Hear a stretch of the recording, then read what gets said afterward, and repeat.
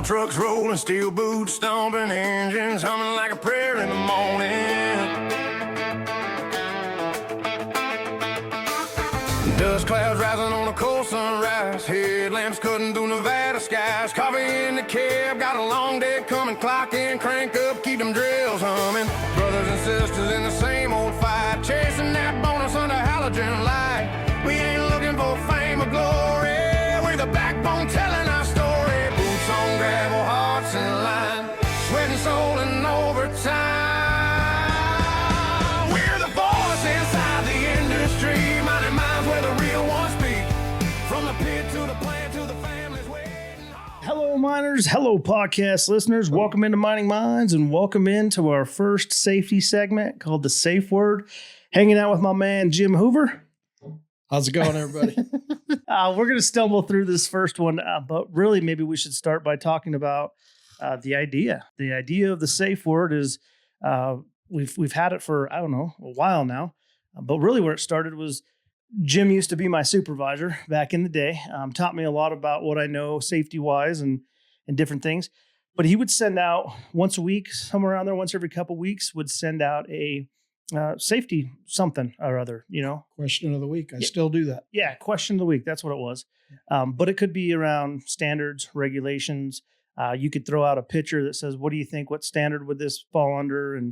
And so really our group of people would engage and we'd shoot back, well, I think it falls under this standard, or nope, it's written this way. And so we had a good time with it. We identify hazards in the process.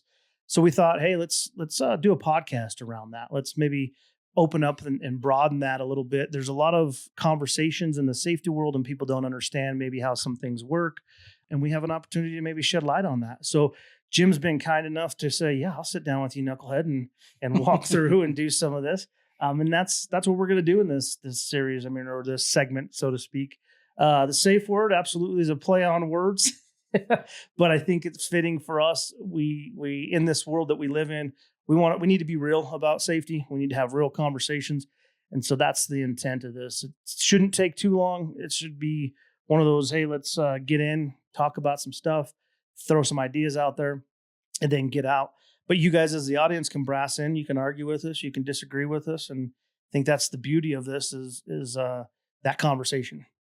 Yeah. So a lot of what we're going to talk about may be my opinion based on my experience, but it's still just my opinion. Okay. So we encourage everybody to call in and say, no, that's not the way we've always done it. Right. You know, this kind of, if I remember right, the question of the week that we used to do, it went pretty much site-wide after a while because supervisors started hearing about it and they're like, whoa, what about this? What about, so those kind of things became the question of the week. And still to this day, a lot of it is, real life experience. You know, we run into something at the mine site and we deal with it. But I know that my guys, they're not sure why.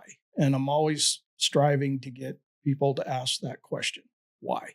So yes, the 30 CFR, whatever regulation may say this, but why?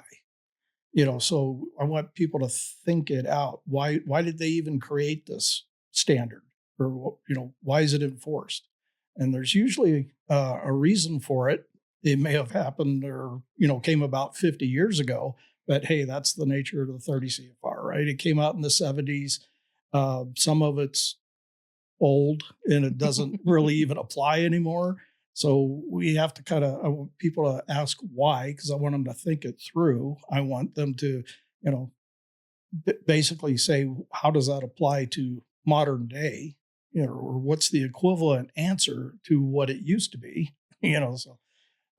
Well, as I'm sitting here, I'm not ignoring you. I'm actually sitting and trying to figure out. You're that generation. I expect you guys to have the phone in your hand every 5 minutes. I'm listening, but because I'm a real piece of crap, I forgot what episode number you are. And so you're 100% right with everything you just said. I wanted to step back and say, if you want to find out more about Jim and maybe his journey, you were episode number 22. Oh, you were one of our first guys on here. And so I wanted to throw that out. I just couldn't remember it. So I'm looking on my phone as you're doing this. But I think that's a perfect segue is, what today I wanted to do was just walk through a little bit of why this has started, maybe a little bit about yourself. And for those that don't know, you've been an air traffic controller, you've been in the military, you've been with MSHA, you've been with the Nevada State as a inspector. So you've been a safety manager, supervisor for many, many, many years. So you've got the knowledge behind you, and you've seen a lot of different things from a lot of different sites. A lot of people would call you a tramp miner. You've tramped around. True story. But it's not coming from a position of you're this almighty source of information. It's just experiences that you've seen, and you've been willing to share it with us. So I guess I wanted to set that stage and then walk into exactly what you were talking about was some of this MSHA stuff, right? Some of this 30 CFR or CFR 30. It just depends on. I want to address this. Is it MSHA or MSHA? If you go to the academy, it's MSHA. Okay. If you're a regular person, it's MSHA. Yeah, anywhere else, anything goes. No, I giggle because I listen to that a lot of times, and I'm like, am I pronouncing it wrong? How do you say this? But no, I was born in Phoenix, but I was pretty much raised in Appalachia, and that's where the academy is. So when I got back there, I pretty much spoke the language, so to speak. I even started getting my Southern accent back. Oh, I want to bring that Southern accent out, maybe. All my friends were looking at me like, where did that come from? Well, I should ask this, and I should know this, but did you know that you wanted to go into safety and health? Let me start there. No. Okay. Absolutely not. So when I first got into mining, I was an equipment operator. But I knew I didn't want to do that for the rest of my life. And it was not because it's not honorable work or it doesn't take skill, because it absolutely does. It's simply, I have a bad back. Yeah. So I knew I wouldn't be able to bounce around on a dozer for very long and stuff. So I had the opportunity to go to work for a new startup contractor as a safety guy. Okay. So and then it just kind of spiraled from there, and all of a sudden this is what you've done. Yeah, because it was a small contractor. I wore 30 different hats. I do everything from travel around and startup jobs. Get them set up with the equipment, tools, PPE, and all that kind of stuff that they would need. Did some task training, things like that. Gotcha. Well, let's walk into this a little bit. Let's talk about the first subject I wanted to bring up was this conversation about myths in mining. And it's one that you've explained well to me in the past is, does MSHA get paid for the citations that they write? They do not. So how does that work? Maybe explain that. When you pay a citation, you, especially now, since even MSHA is getting automated with the 21st century, you go to pay.gov and it goes into a general fund, just like OSHA citations or anything else, EPA. It all goes into a general fund, and but MSHA works on a budget, just like any other federal agency. So when people have this misconception that the more citations they write, the more money they're making, that's absolutely false. Correct. But is it fair to say the more citations that you write, and the severity of those citations and things like that, like any other job, you might look like you're doing and finding more things, right? It builds your resume. Somewhat, yeah. MSHA inspectors are people, so they're out there looking to do what they think may be the best job that they can, and if that means writing citations, everything, that's fine. Yeah, and I'm not saying that to beat people up, but these are questions that we've even talked about, or people have said, "Hey, this is how this works," and I'm like, God, I wish Jim was here because he could explain. I like I said, remember all of the stuff that we've chatted about, but some of it is good for the general audience to understand. This is by no means an attempt to beat up MSHA. I've said it on multiple podcasts. I'll say it again. Some of those guys have gave me the best knowledge that I've experienced. Some of those guys come out to beat the shit out of me. So that's why I asked the question. Yeah. It's easy to get that impression, right? But it boils down to more their perception of like I said, how do I do a good job? What does my boss expect of me? And so his personality or his perception comes into play, and that kind of thing. So when an MSHA inspector first comes out, that's a good chance to find out basically what's driving this guy. Sure. So he may be totally laid back. He could be a 20-year veteran of MSHA, and he just comes out and looking around, talking, finding out what football team you like and stuff like that. And then you get the guys that come out of the academy, they're raring to go, right? Yep. They've got a pen full of ink and they're ready to use it. Well, and that's why I asked that question, really. So again, you just got to get a feel for the inspector, try to figure out where they're coming from, what their objective is, and that kind of thing. So even on the inspection level, it's about that human element and building those relationships. absolutely.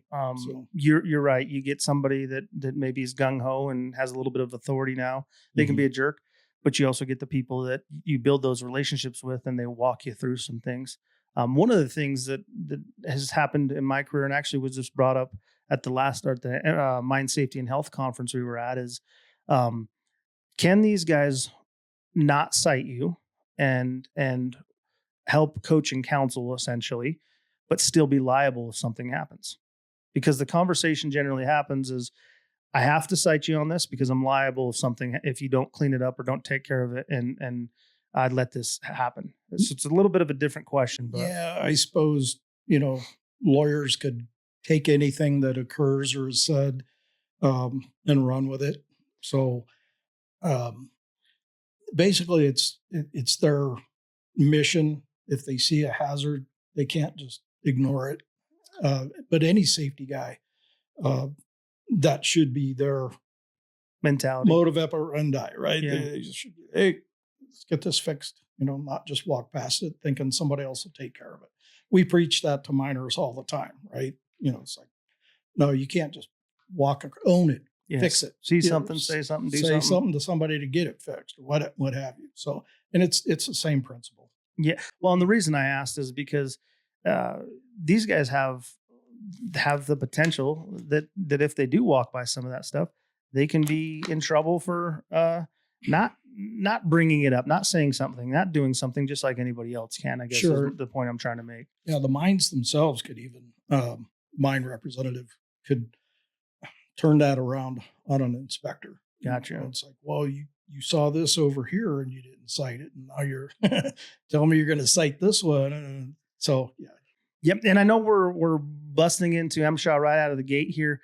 Really, we're going to have all kinds of different topics. We've talked about breaking down the hierarchy of controls or investigations. So this isn't going to be just an MSHA podcast. It's just what we're discussing today.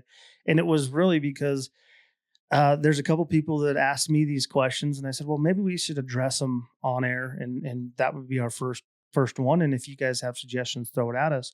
But sticking with the MSHA stuff, one of the most valuable things I think you passed down to me was the way to look at the 30 CFR and the components in there. And there's more than just a 30 CFR, but that's what we really focus on in the mining industry.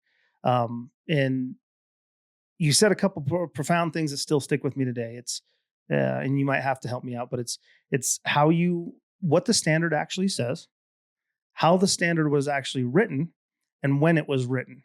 And can you walk through those different parts for me? Sure. So, like I said, the 30 CFR was written and approved back in the 70s. So again, things may not apply these days. So what I want people to do that work for me anyway, is not just read the 30 CFR. Anybody can pick up the book and flip through the pages and say, oh, I read it. Okay. Then I'll say, okay, what's this one mean? Well, what do you mean? So I want you to not only read it, I want you to think about it. It's like, why does that standard exist? What did they mean by that? Or in the case of some equipment that's not even used in mining, it's like, what is this? Sure. And that might help explain what the standard means. So my safety guys, you really can't fight something if you don't understand it. Right. So I want them to look at it and again ask the question, why? Why did he write it under this standard? Does that even apply? Did he write it under the wrong standard? That's he or she, I Sure. should say. Yeah. So that's why critical thinking's important. I want you to take, even if you just do one standard a day, open the book, really look at it, and try to understand it. So just for you young or even experienced safety professionals out there using that 30 CFR, I used to call it blue room reading because every time I'd go to the bathroom, I had a 30 CFR sitting next to me. I still do that. I hand out 30 CFR, the little pocket books, and I say, here's some bathroom reading for you. Yeah. But those, it is interesting. I had a supervisor one time come in, not from here, from overseas, I should say. And he said, in 6 months, I'll understand that book better than you. I said, how much do you want to bet? I said, because it's not just reading it, it's interpreting it, and then it's understanding when it was written. Because when it was written, the world was a different place. And so you have to take that into context as well. The book is phenomenal. And again, I don't want to talk about how to fight this stuff necessarily, because there's good information in there. It's what you're doing when we talk about fighting citations, quote unquote, is really having an understanding of what's safe versus what's compliant. Right. And if something needs to be fixed, nobody in this room, nobody that's a safety professional doesn't say, hey, we own this, let's fix it. Right. But it's understanding your job, understanding your role, and understanding your profession better. And in order to do that, you need to understand how that book was written, why it was written, and when it was written, to kind of do your best to support your team. Yeah. I like that phrase you used, compliance versus, safety, because there's a perception out there that if you follow that book to a T, you're going to be safe, right? Not necessarily. So it's going to take some common sense. It's going to take some understanding of the situation. So when I'm evaluating risks, compliance, that might be a good starting point. You go, okay, this is legal. Yes. Now, how can we make that better? Correct. Right. And so that's my goal of this is, while we're talking about it, maybe criticizing and critiquing it, that's the baseline. And I think that's what we've said on multiple podcasts, but it's an opportunity for us to now step back and dive into some of these things. Do you have an example of a standard off the top of your head that we can use that you can think about? Yeah, I put out a question of the week every week. So the last one we used was about scaffolding. So we don't use a lot of scaffolding at our mine, but you never know when you're going to run into that, right? Where a subcontractor is going to come in and do a job, and all of a sudden there's scaffolding. I don't want my team to sit there and look at it like it's a 3-headed hydra or something. I want them to say, okay, I need to look at this. I need to look at this. Was it inspected by a competent person? Are they using the right floorboards? And that was the question. So how do you know when the floorboards of a scaffolding are laid correctly? And so I would get an answer, then I would fire back, well, how do you know the boards are compliant? Well, you got to have a certain type of board. Right. Well, how do you know it's the right type of board? This kind of thing. So I just keep firing right back, because in the days of Google, yeah, I just don't want my team going click, click, click on the keyboard and saying, this is what Dr. Google says. Sure. Right? So think about it. I don't want the answer that somebody else came up with. I want your answer. I want you to think about it. And I want a detailed answer so that I know right? So what is the right answer? Well, there's a specific kind of board that you have to use. They have to obviously be free of cracks and all that kind of stuff. But they're made out of a certain type of wood, and they have a stamp on them that says that was their purpose. So they have to be inspected. They have to be the right board. That is the detail as a safety professional that a lot of people don't understand. Yeah, we're out there, we're handing out PPE, whatever else. But in the world of scaffolding, something that you might use if you're in a processing division or something like that, you might use quite a bit. If you're building houses and you're in a safety role, you're going to use quite a bit.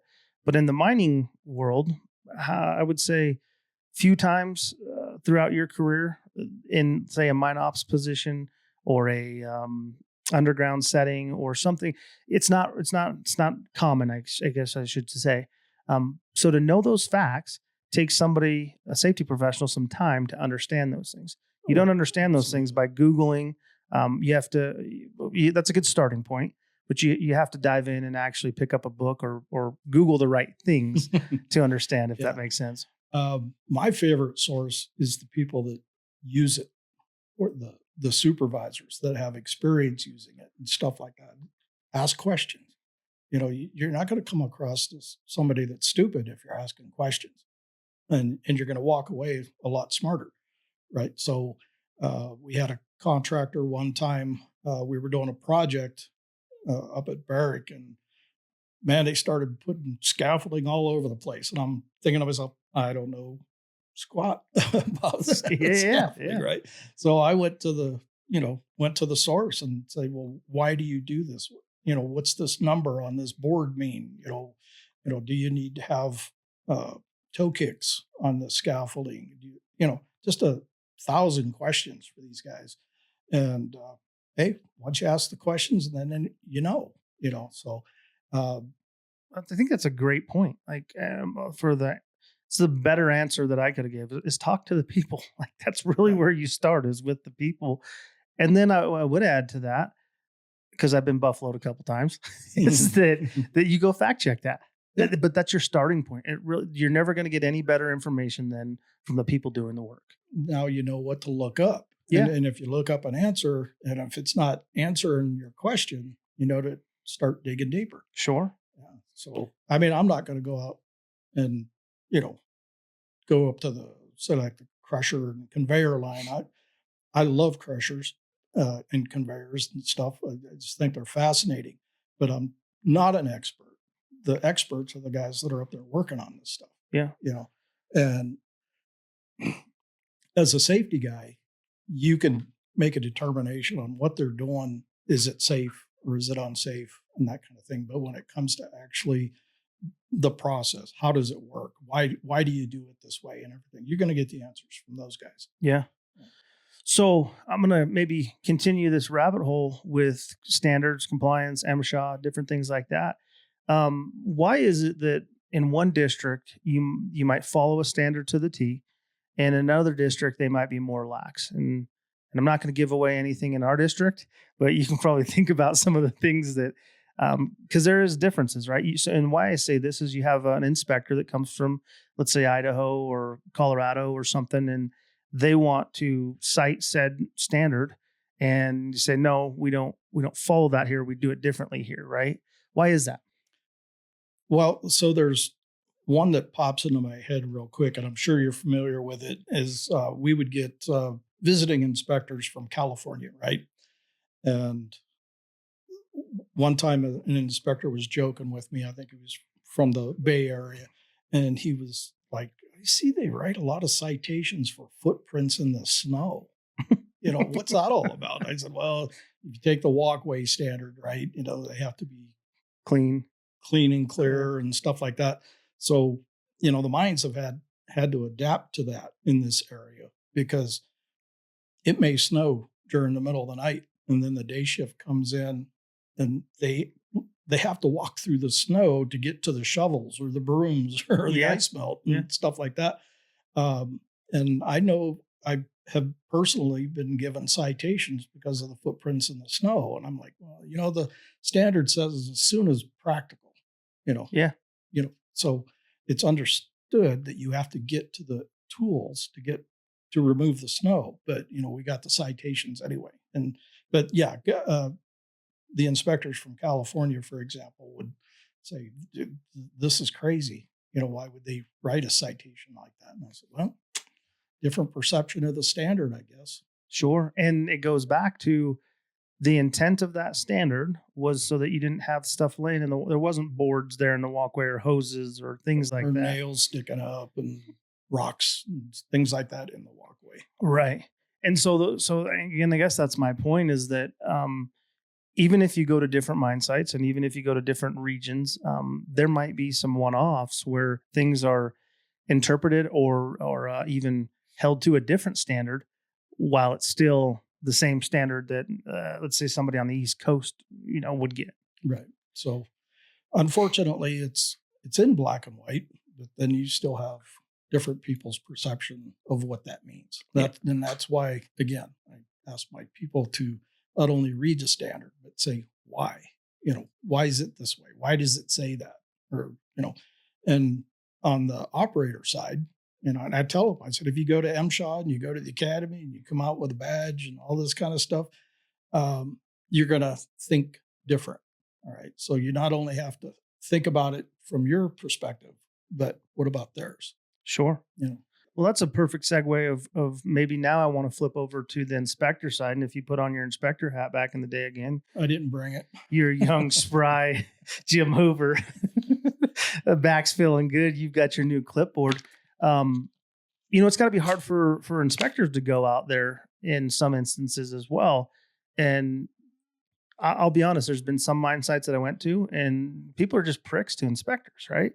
And you've heard the war stories of inspectors will go out to places and be chased off essentially. And so while we're talking about the mining side, we also have to understand there's an inspector side and that human element as well. Yeah. What are some of those situations, or what does that look like from an inspector standpoint? Well, politics aside, most inspectors feel that they're just doing their job. There's some people out there, I'm raising my hand, that think, the predictive nature of MSHA shouldn't even exist. Sure. Right. And I know I was one, but it took me many years to come to the opinion that I have now. Anyway, they are. They're just doing their job. When you, like I said, you throw aside the politics, whether you believe in the federal government, or you one of the guys that, were going woohoo during the shutdown and stuff. All that aside, they come out to do their job, which is to inspect the mine. And it should be, you probably smile at this when I say it, but you should be looking for hazards. Yeah. So a lot of times when I get, an inspector that says he wants to write a citation, I say, what's the hazard? Remember that? 100%. Yeah. I trained my team to do that same thing. Exactly. So, and a lot of times they'll stop, maybe think about it and, okay, just get it fixed, just clean it up, make me feel better. Yeah. Right. There are inspectors that will there's no backup in them. They won't think about that or anything. It's just, they see a citation. Sure. So, and the best you can do is, like I said, get to know them as best you can. First impression, can I talk to this guy? Can we make a deal? Yeah. If we do this, will you not write the citation and that kind of thing? So, and why I bring that up is because somebody like yourself that comes to site, or I always say it, Bill Whitby's been a real influence and help for me in my career. There's been a couple other, but he's a good guy. He's one that I know I can say his name and he's okay with it. Yeah. That being said, they're a resource. And so for the audience listening and you're going, well, MSHA and OSHA, why are they separate? A lot of people, while there are OSHA inspectors, they're more reactive. And what does that mean? That means that MSHA is actively out there quarterly at the undergrounds and twice a year for your surface operations, and they're inspecting and they're coming out. Yes, they're writing citations, and you can argue whether they should or shouldn't and whatever else. But I think how I viewed it in looking when Bill came out, I almost got excited to see Bill because it was like, sweet, I've been working my ass off to try to get some of these things taken care of. He's going to be a third-party assessor for me and to see, are we improving or are we not? And so it was a competition for me from citation in the first quarter to citations in the second quarter to see if we've improved. Now, those are lagging indicators. You should be out the face doing that regularly anyway. But it was a good indicator when he came out as a third party to assess that in my situations. Yeah. So that's the way it should be. like Bill would come out and it's like, oh, good, a level-headed inspector that you can talk to. You didn't have to feel like you were going to get them upset or anything like that. Easy to joke around with, but in the end, you valued his opinion. Sure. So if you disagreed or he disagreed with you, it's okay because you trusted his evaluation, and that's, like I said, that's the way it should be. You shouldn't see an MSHA inspector and then turn around and you see 30 guys running the other direction. Right. Yeah. Yeah. So, well, and on top of that's illegal, right? Prior notification, can't do any of that. But, and that's the important thing I wanted to note is if you perceive these guys as coming out to beat you up and they're a pain in the ass and, oh, it's MSHA, what do you think the experience is going to be on both sides? right. If you look at it as an opportunity to improve, I think to me, there was groups that I worked with that we had to change that perception. Like, well, no. We want these guys out here. This tells us how good we're doing. Mm-hmm. And so to credit the MSHA side of it, that is something that I do think is valuable is that, not everybody's a Bill Whitby. So we can't, we're blowing wind up his skirt a little bit. So if you're out there, Bill, but there's people like that have been influential and on the electrical side too, like because he was so open to share his knowledge. I've learned a lot about electrical, a lot about the standards on electrical. I'm not an electrician. I'm not a mechanically inclined individual. So to have somebody like that share their knowledge, that's a relationship that you build. And so there's an opportunity to build relationships with these. And I'm not talking go out and drink beer at the bar because none of these guys will do that. But to actually have an opportunity to learn from somebody else as a safety professional is huge. Yeah. And again, that's the way it should be. And I think MSHA's original mission statement way back when was that. Sometimes people lose sight of really why they're out there. I know when I first come out of the academy, I was one of those gung-ho guys, and I wrote citations without really thinking about how else I could have dealt with the situation. Sure. That was the easy way out. Oh, I'm just going to write you a citation. So I found it to be a lot more productive to talk to people, to find out why they think this is okay. If their thinking is wrong, maybe I can persuade them to do it right in the future. So I used to get in trouble, after my initial gung-ho days as a young gun. I started really spending a lot of time thinking about that. It's like, how can I best get my point across? Is it write the citation? And where I needed to, I would. But I know I went on a investigation one time. There was a slide in the pit, and my supervisor at the time really wanted me to go out there and hammer these guys. I get out there, and I'll say it was Newmont. I get out there. These guys did everything right. I mean, I couldn't even think of anything else that they could have done right, or better. And I told them that. And I went back to the office and didn't write any citations. And I called to the carpet. I'm like, I said, it's all right, but you can't always change Mother Nature. This was going to happen. They took every precaution, that they could, to prevent injury or, loss to. That's a very good story because while you do have the people out at face that are making those sound judgments and looking at things. So I guess what I should note is that you're a very thorough individual. You've called me out when I've missed little things here or there, but they're important. So to say that you didn't find anything, and I don't know, maybe you were new in your career or but either way, your personality is to be very thorough. So I don't imagine that you're going out there and pencil whipping things. But the other side of it is interesting because I think that is what we all anticipate is that the supervisor comes in and says, you need to go beat these guys down. So that hopefully these conversations can start changing that a little bit too. Cause if a company is at fault, I'm the first one to raise our hand and say, we fucked up, we messed up. But if they're not, we should also be the ones going, this is what good looks like. And we should share that as well as beat people down. Right. So you go out there and you assess the situation. And again, they did, I think, everything humanly possible They threw money at it. They did anything that could possibly, aid them in anticipating this eventual situation and stuff. I don't want to change that. Sure. So I'm not going to say, well, the slide happened, so I'm going to give you a citation anyway. Right. What good does that do? They're just going to throw their hands up and say, well, there's nothing we can do right here. Yeah. So I didn't want that.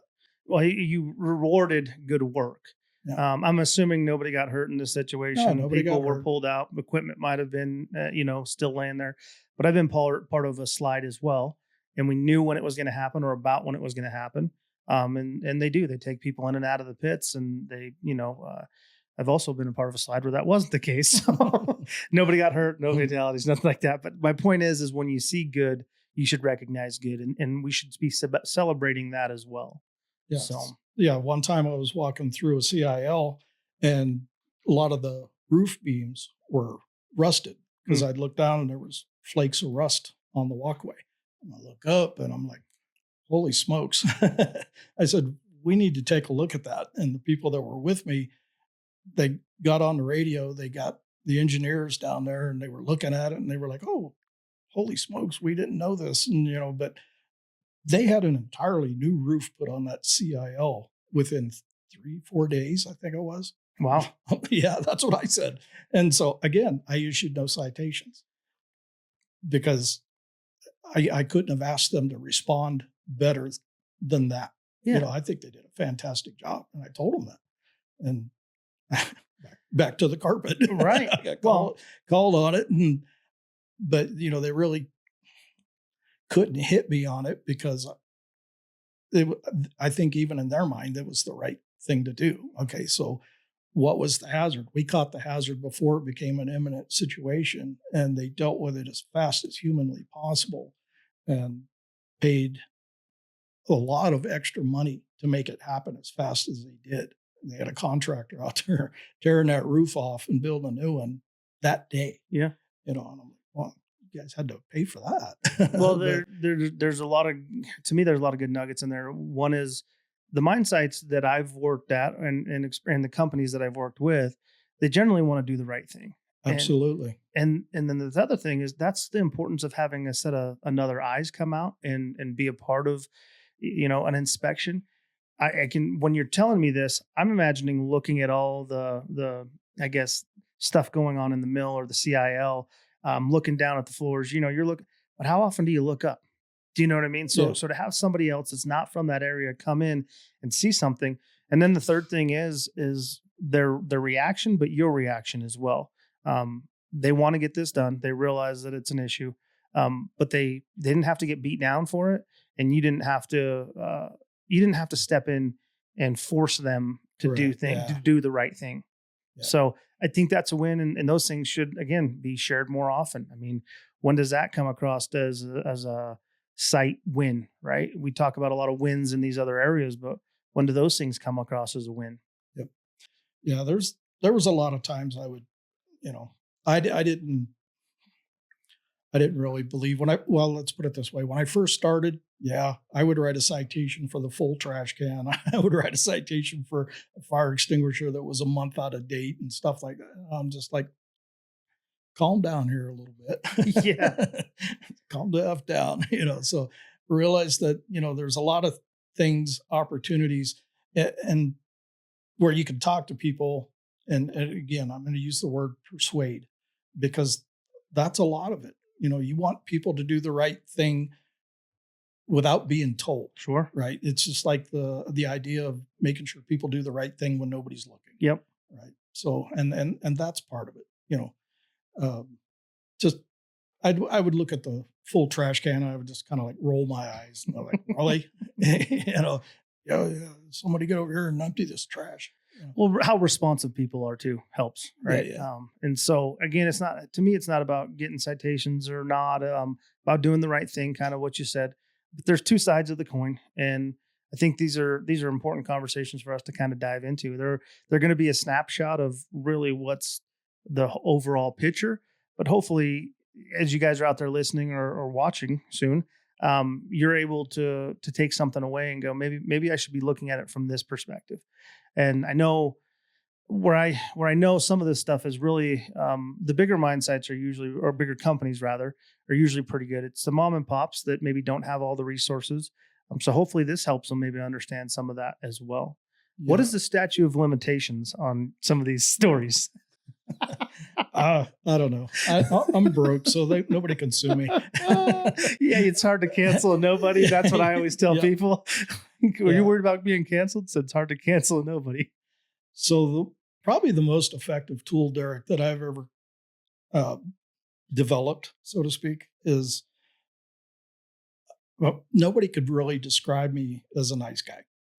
I have this look on my face, apparently, that I was born with, but it served me well in my safety career, right? So I can walk around and it's like, oh, there's the safety guy, but he won't bite your head off. He looks like he wants to bite your head off, but he won't. So I think I've got that through to everybody. So again, nobody's going to describe me as a nice guy, but I'm somebody that I think can be approached with questions and that kind of thing, because I always want to help, want to persuade to do the right thing, but I don't want people to be afraid of me. Sure. Right? So. Well, I'll argue that. I didn't know who the hell Jim Hoover was before you became my boss and whatever else, right? And you've never been out. I'd say you're a nice guy. Oh. But I guess my point is there's layers for sure. You know what I mean? You're not going to be you're going to be realistic is all I should say. And I appreciated that because again, I was able to learn from that. It wasn't, you're not going to blow wind up my skirt. You're going to tell me how it was and where it was. And I think we're all adults. We should be able to do that. That should be us. But well, go ahead. No, that's all right. I'm just going to say, I try to be knowledgeable. I'm not going to try and tell somebody to do something because I'm making it up and it sounds good. Yeah. If I don't know, I'll keep my mouth shut.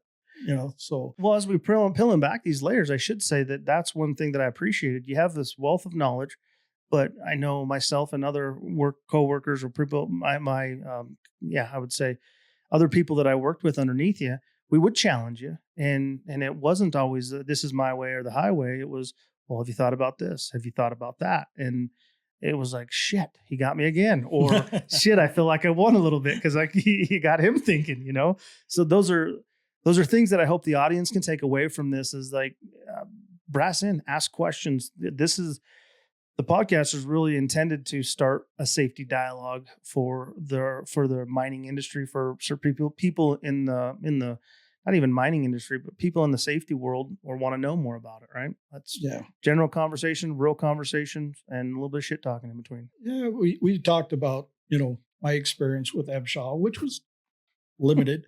I keep hitting the microphone. You're good. Anyway, so I was only with MSHA less than 3 years. Sure. It was a hell of an experience, and I wouldn't trade it for anything. The academy was great, loved it and stuff like that. But I knew I wanted to be in a position where I could get out and influence in a different way. Sure. And so I went back to industry and, like I said, just, working with the supervisors and the crews and stuff like that is, I really love that aspect of it. And yes, I love it when people challenge me or have questions and stuff like it. Just yesterday, I'm fueling up my truck so I can make the trek back home, and guy comes up and he's asking questions, and I no sooner than get home when the guy calls me and he's got questions on a situation that happened, and it's like, all right, calm down. You've made good decisions so far. It's a matter of where we're going to take it from here, right? Yeah. So I let him do it. And I think he half expected me to say, okay, I'm heading back down to the mine and I'll take care of it. I'm like, no. I just took my shoes off. I said, let's see how you would handle it. And it turned out just fine. He's like, sure. Oh, okay. Well, sometimes people just need the, reinforcement or the conversation with somebody to walk through a scenario. to be successful. And that's where I found, again, I'm going to keep throwing compliments at you, man. And I'm not sure our relationship's going to be any good if I keep doing that. But that's also another thing where I call you up and I go, hey, what do you think about this situation? And you walk through it, and all right, even though nothing came out, it's hearing from somebody that, oh yeah, you're on the right track. Those are huge. So if you can be that person for somebody else out there, that's huge. Yeah. It may not be a magical solution that I come up with or relate to you on the phone or whatever. Yeah. You're doing fine. Yeah. Keep going. There's really no situation that doesn't have, a calm, logical answer. So if you approach it calmly and don't panic, Sure. Again, I always tell people that, it doesn't do any good to get worked up or to get mad, or, you really have to get thick skin as a safety guy. And an MSHA inspector, because you catch flack all the time. It's like, this happened. All right, calm down. Yeah, I've had to do the same thing. Yeah. Whether it's my team or inspectors, like, hold on, let's talk about it. Took me many years. I used to be one of those guys that would just, I want this fixed in 5 minutes, type stuff. And it's like, just calm down. Yeah. You can usually think of a logical answer, and then you can always look back at it and say, oh, well, that wasn't near as bad as I thought it was. Sure. That kind of thing. So I love it. I think we'll wrap it up for the episode. Do you got any more comments? No, it's good to talk to you. And it's good to talk to everybody out there in your listening audience, because, I do want to help. So please, if you have questions, shoot them off to Derek. And yeah, I think what the idea is we start a conversation, and we can either continue this conversation another time, or we can dive into something else. But really would like that to be driven by you guys out there listening, you guys out there having conversations, and maybe we can address 3 or 4 different things on these. Don't want them to run forever. So we want them to be able to be quick and get in, get out, maybe use them for a safety presentation. But I do think that knowledge is invaluable, man. And so we're planning right now to do this once a month, or trying to do this once a month. I got to say thanks for coming on, and we'll do this again. No problem. It was a good opportunity for everybody to get to know me a little bit. So if they have a question, they know where the answer's coming from. Sure. And to challenge it. Yeah, absolutely. Please do. Or comment or disagree or agree to disagree or whatever that looks like. It's nobody here's got, we got thick skin. Nobody's here's going to be sensitive enough to not think and go, all right. Yeah. So I do appreciate that, Jim, of you being vulnerable. You don't like to be out in the spotlight, but you're going to be out there more coming up. Yeah, that's your fault. But it's the first of many. Jim does do some stuff with us on the side. We've done inspections and different things like that. We've went out and consulted, so to speak, for other groups. So there are things we get to work together. Now we're just bringing it to the podcast for you guys. So check us out. The safe word, get it out there. Adios.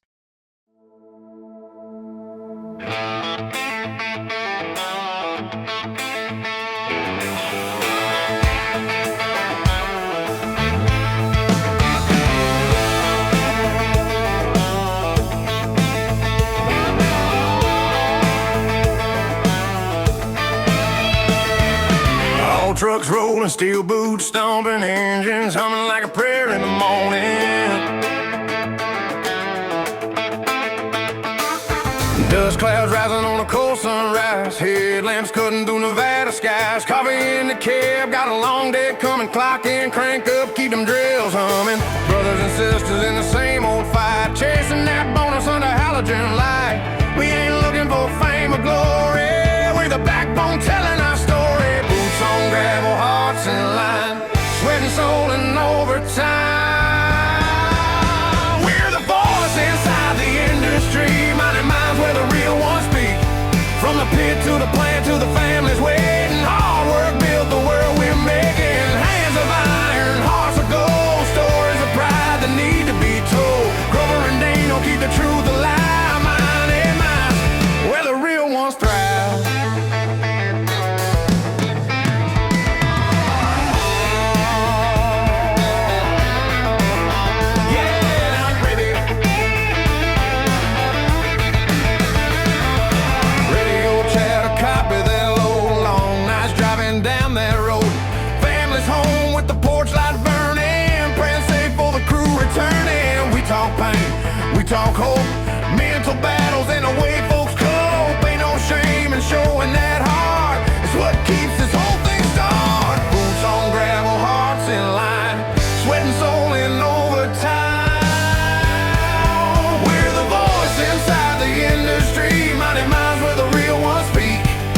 the dusk till the dawn, we keep moving strong for the new generation to carry on. Hands of iron, hearts of gold, stories of pride that never get old. Grover and Dino, keep that light in me, mine and mine. The voice inside the industry.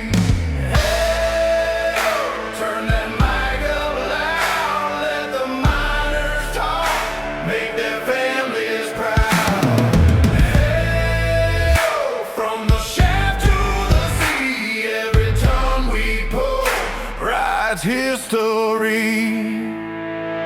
We're the voice inside the industry, minding minds where the truth runs free. For the ones underground and the ones at home, we keep that heartbeat rock and stone. Hands of iron, hearts of gold, that's the story we've always told. Grover and Dino, you don't need to find